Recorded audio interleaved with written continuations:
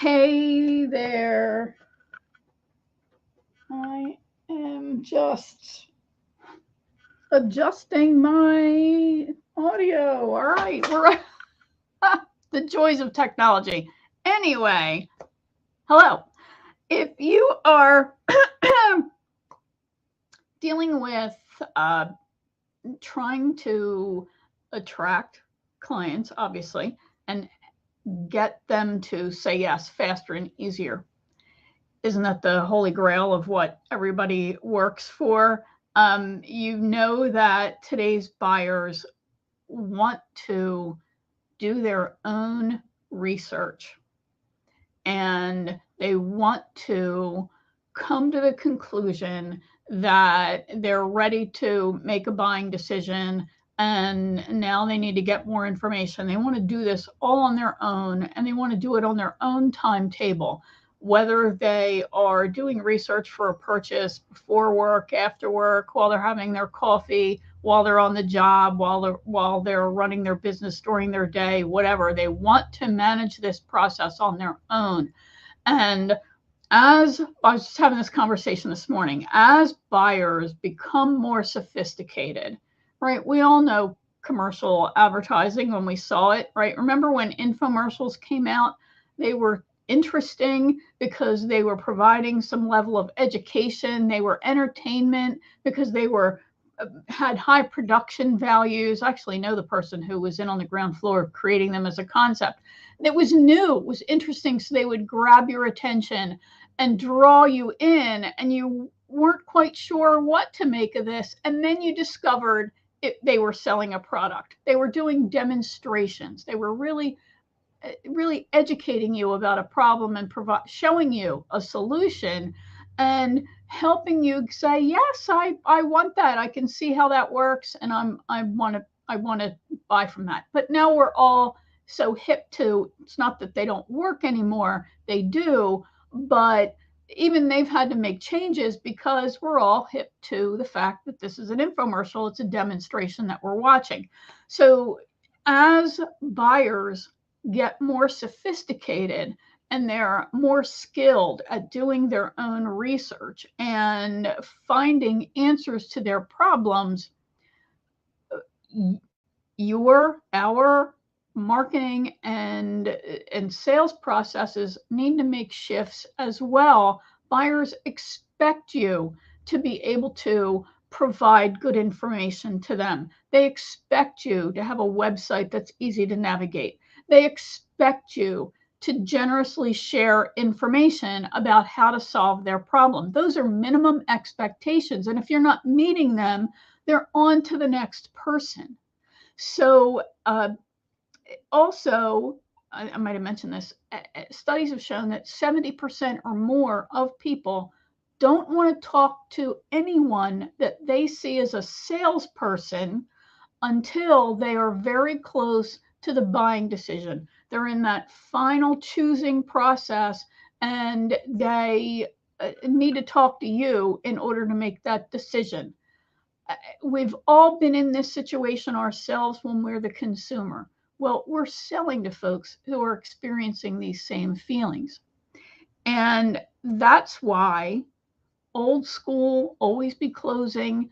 That's why the old style of even sales scripts and you must say this way aren't effective anymore because the whole world that we're selling to is hip to that. My name is Winnie Anderson, and today is the first day of a new show that I'm launching. I've had a couple of podcasts in the prior years, and I'm ready to launch this new show. And today is really the first episode that I'm kicking off here, and I'm talking about really the nature of helping buyers decide to buy, and that's this concept that I call pre-selling. And when you think about it, pre-selling is really, it's what marketing is supposed to do. Marketing's job, in the words of the late great Peter Drucker, is to make selling superfluous. Marketing's job is to do the selling for you. It is to connect with that person. It's to help them ultimately see you as a solution provider and decide that they're ready to make a purchase. And then the rest is just details. So pre-selling is all about 4 components: educate, elevate, inspire, and invite. Educate means that you are going to help your buyers understand their problem, the impact of that problem, why other things they've tried haven't worked, what your specific solution is, and you're going to help them with understanding related concepts that all support this core of your message. Buyers want to know how to solve their problem. They want to know the options that they have. They want to know the potential pitfalls of each option, the pros and cons, so they can make the best choice for them. That means you need to share that kind of information with them, and you need to answer the questions that they have in their mind. Some of these questions they are not going to openly ask you for a variety of reasons, and I'll be talking about them as the weeks progress and as this weekly show airs here on, right now I'm airing on Facebook, and I will then post the audio in platforms wherever podcasts can be found, and I'll be sharing all the formats of the show in the content vault that I keep, which you can get an all access pass to. Just let me know if you want all access, and I'll get back to you with how to do that. So anyway, pre-selling really is it's working with how people do their own research. It's respecting that people have brains, they're intelligent. It is respecting that they have values, that they have decision drivers, and they have criteria for making a purchase. It recognizes that we all have problems that we're juggling, and it helps them to juggle those priorities and decide which problem am I going to solve first. And hopefully you're educating them to help them understand why they need to solve this problem. The one you solve, they need to solve this problem first.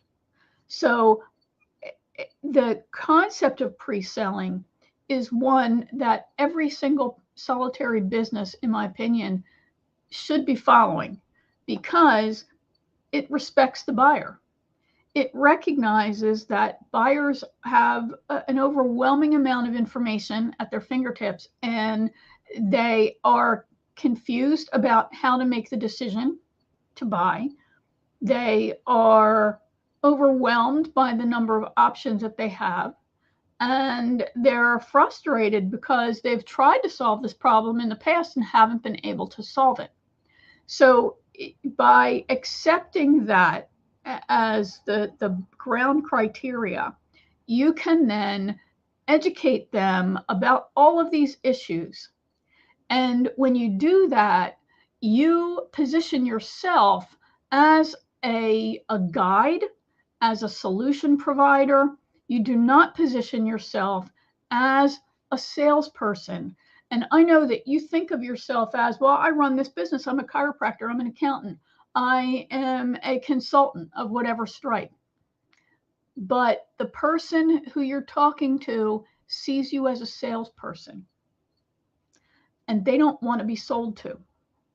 They do, however, want and need to be helped to decide to buy. Another reason why pre-selling works so well is because it recognizes the fact that everybody is not right for you. You are not right for everybody. You only want to work with those right fit clients. They only want to work with those right fit vendors. And your course, program, solution, whatever you call it, is not right for everybody.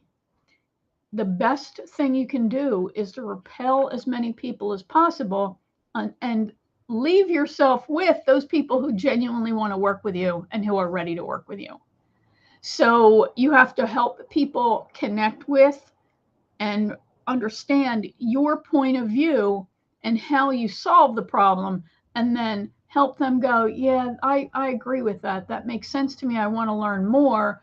And if they don't agree with you, they can go their merry way and find the solution provider that's right for them. So pre-selling is an abundant mindset. It is not one of trickery and where you have to master NLP and all of this manipulative crap, frankly, to try to spellbind people into working with you. It is respectful. It is, you're talking peer to peer, and it also recognizes the actual function of marketing, which is to educate people and help them move forward to get their problem solved. It's not being manipulative and sneaky. So it's important for you to recognize that this is how people buy. It's how they want to buy. And it also is something that I think of as effective as putting money in the bank. Every piece of content you creates a snowball effect, just like compound interest does. So this compounds your ability to be discovered online, and it also compounds your reputation and your brand, which is your brand. So I'm not talking about that you have to put out 9 million pieces of content. I'm not talking about that. What I'm talking about is creating what I refer to as billboard content and signpost content that helps the person find you and then helps them navigate their own decision-making process, so they decide that you're either someone worthy of their talking to or you're not. You're not a right fit for them. So it is cost effective. It produces a great return on investment, because if you sell through conversations, it brings people into the conversation closer to the buying decision, which is fabulous, but it also produces a more educated potential prospect. So when I was a kid, there was this great store in the New Jersey, and I think in the New York area as well. And their name was Sims, S-Y-M. Mr. Sim was who's a retailer, and he owned I guess you would call it an outlet or discount clothing store. They had the world's best tagline, and it was, "An educated consumer is our best customer." Sims sold designer suits at a discount. So the educated consumer knew that at $250, that $500 value of Chanel suit was a deal. They understood that. So an educated consumer is our best customer. That's the truth about you too. Your buyers are well educated about their problem. They are not well educated about the opportunities to solve it. They are not as well educated about all of the potential impact of the right solution, and how they are not educated about how to make the right choice among all of the solutions. I'm not saying they're stupid. I'm not saying they're ignorant, that there's anything wrong with them. But the challenge is, how many times do they buy that thing, and how different has that thing gotten? How many refrigerators have you bought? Right. So when you go to buy your next one, we still haven't bought one, and we've been in this house for 9 years now. At some point, we're going to have to buy one, and of course, refrigerators will have changed by then. So it's time to rethink. What do I need to think about when I'm going to make this purchase? So you need to be well versed in the options that your buyer has to solve their problem, and then how do they solve it, and why should a person work with you or not? This is all part of pre-selling. It's part of what you're doing to educate them. It helps the prospects because it really does educate them about the solution. It educates them about the other options that are not right for them. It educates them about themselves. If you help people learn what their own values are and how those values should guide their decision-making process, you're going to wind up with a better quality client you're going to wind up with a client that really genuinely wants to work with you and that is a great fit, those right fit clients. So those are just some of the ways and reasons why pre-selling is the best philosophy for you to embrace. And it is not merely a marketing strategy. Pre-selling is a philosophy. It is this overarching belief that you have to have that this is the right way to be. It is just the most honest way to offer your services and sell your services. And it really is at the essence of what selling is all about. The word sell, S-E-L-L, comes from the word sellan, S-E-L-L-A-N. And that word is like from the 1600s, I think, 1500s. And that word sellan means to give. Yes, I'm not kidding. It means to give. So where selling became getting, I have no idea, but it's the language I need to get a client. It's about getting. It's not. It's about giving. It's about giving people the information, the tools they need to make the best decision for them. And you don't want to work with people who are not ready for you, who don't want to work in the way that you work. Maybe you want to get people who share your beliefs, who embrace your solution. And that is what pre-selling is all about. It builds your brand. It helps the potential buyer to decide from among their options. It helps differentiate you, and it makes it easier for a potential buyer to find you among a sea of Me Too kind of businesses. It really helps you clearly stand out without doing anything hokey or fake or, whatever. It starts with an absolute commitment to being client focused. You have to be service oriented as part of your nature in order to really embrace pre-selling. It is not a flavor of the moment. It is not something that's going to go out of style ever, because one of the greatest accomplishments I ever had when I was just writing copy and I worked at an agency was I created a sales kit that sold $400,000 worth of new business in just 4 months. That kit continues to be used decades after I created it. And that's because it's a classic. It gives information. It educates the person about what they were buying and helps make the connection between the value and the price.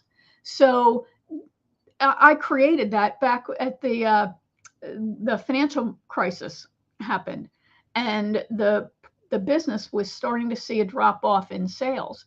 This brought their sales back. They never had to cut their price because the buyers could understand why they charged the way they did, and they recognized the value. And then they also created an emotional connection with the prospect. So pre-selling as a concept, I just came up with the name a few years ago, but as a concept, it is among the foundations of solid marketing. It's just how the world works. People want to have their answers. They want to have their questions answered. They want to have them answered respectfully. They want to help them decide to buy. Also, depending on who you sell to, buying is rarely a one-person decision. If you sell high ticket, if you sell, something that's worth thousands of dollars that you charge thousands of dollars to, whether you sell to other businesses or you solid marketing, yes, it is marketing, and the way I refer to it as, it is pre-selling. So your marketing is doing the sales for you. So when you embrace this kind of concept, it's not like it's something that's going to go out of style at some point. It is a foundational process for all of marketing in general. So you want to really think about, of course I have notes, that's what I'm checking, looking at. So pre-selling is really a philosophy as well as a strategy, as well as a process. And as I said, it consists of 4 components: educate the buyer, the potential buyer, elevate yourself in their eyes because they see you as an educator. They see you as a guide, an instructor. They don't see you as a salesperson. You also elevate yourself by using examples and case studies and things like that that elevate your status in their eyes. Inspire. Inspire is where your information helps them see what the future could hold for them if they were to embrace your solution. So it's as simple as sharing a case study, perhaps, that relates to their business and how big their business is or how small their business is. But they're then able to make the connection between, oh, they're similar to me. If I do that, then I'm going to have a similar outcome. And then invite. Inviting is simply that call to action that invites the prospect to take the next step. And while you may wish that the person would whip out their credit card and make a purchase right there, again, if you're selling something high ticket, they probably need another piece of information. They may need to have some kind of assessment. They may need to have a conversation with you. They need to have some other information that helps them convince themselves to make the purchase. Actually, it's not even convincing, to rationalize that decision and recognize that it's a good one for them. So that's all the steps in the process: educate, elevate, inspire, invite. It is the invitation is just that. Are you ready to get started? Are you ready to take this assessment? Are you ready to learn more about working together? And the person can always say no and decide to leave at any point, and there's no hard feelings, right? So it's not a matter of convincing people or getting them to yes faster. Although that does work, it's a matter of helping them make that best decision for them faster and easier.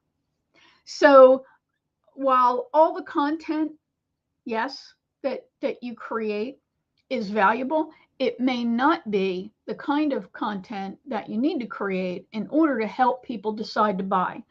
The powerful content that you want to look at is the kind of content that helps people navigate key positions in their buying journey.